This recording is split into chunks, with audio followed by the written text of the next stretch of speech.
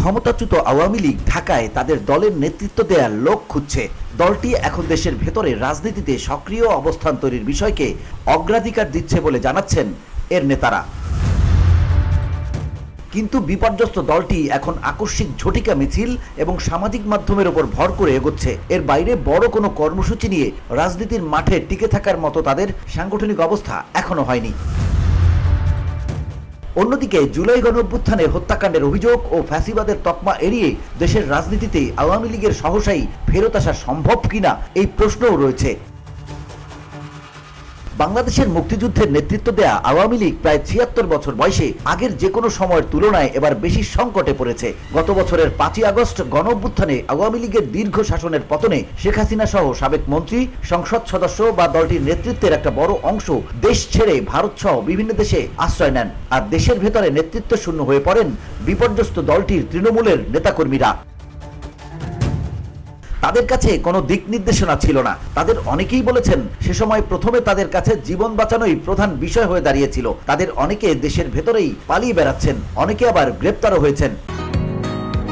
বসুন্ধরা, উত্তরা, বনশ্রী, কুড়িল ও বাড্ডা সহ রাজধানীর বিভিন্ন স্থানে অভিজাত ও অত্যাধুনিক মানের ফ্ল্যাট কেনার এক নির্ভরযোগ্য প্রতিষ্ঠান প্লেজেন্ট প্রপার্টিজ লিমিটেড। তাই আপনার স্বপ্নের আবাসনের জন্য আজই যোগাযোগ করুন। Pleasant properties limited, where destiny matches eventually। এখন দলটির সরকারের পতনের ৮ মাস পার হলেও দেশে থাকা তাদের কোনো নেতা হাল ধরতে বা ঘুরে দাঁড়াতে পারেননি। ভারত এবং পশ্চিমের বিভিন্ন দেশে অবস্থান করছেন। আওয়ামী লীগের এমন কয়েকজন নেতা বিবিসি বাংলাকে জানিয়েছেন তাদের শীর্ষ নেতা শেখ হাসিনা সহ তারা এখন মনে করছেন দেশের ভেতরে দলের মুখপাত্র বা নেতা প্রয়োজন, যিনি আত্মগোপনে না থেকে প্রকাশ্যে এসে বিপর্যস্ত নেতাকর্মীদের সংগঠিত করবেন। তাদের এমন চিন্তায় সাবেক রাষ্ট্রপতি আব্দুল হামিদ, সাবেক মন্ত্রী সাবের হোসেন চৌধুরীর নাম রয়েছে। কিন্তু গ্রেপ্তার, মামলার ভয়ে এবং প্রতিকূল পরিস্থিতিতে তাদের কেউ এখনো সাহস করে এগিয়ে আসেননি। সেভাবে বিতর্কিত নন দলটির এমন অন্য কোনো নেতা এগিয়ে আসবেন সে ধরনের ইঙ্গিতও নেই।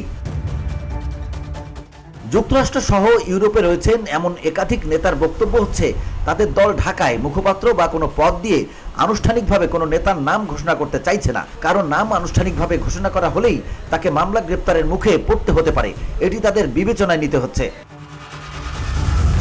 আওয়ামী লীগ নেতারা অভিযোগ করছেন ঢাকা থেকে শুরু করে গ্রাম পর্যায় পর্যন্ত আওয়ামী লীগের নেতাকর্মীদের গ্রেপ্তার বাড়ানো হয়েছে। সেজন্য পরিস্থিতি বিবেচনায় নিয়ে তাদের দলের সভাপতি শেখ হাসিনাও সম্প্রতি বলেছেন দেশের ভেতরে যারা সাহস নিয়ে এগিয়ে এসে দলকে সংগঠিত করার কাজে নেতৃত্ব দেবেন তারাই নেতা। তবে কেউ এখনো সেই সাহস দেখাননি। দেশের রাজনীতিতে সক্রিয় অবস্থানে ফিরতে আওয়ামী লীগ নেতাদের নেতৃত্ব তৈরির চেষ্টা করছে, কিন্তু তা বিকল্প নেতৃত্ব নয়।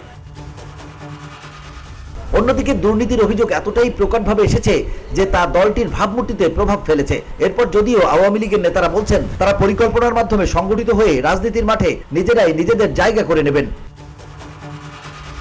VOD Bangla news desk.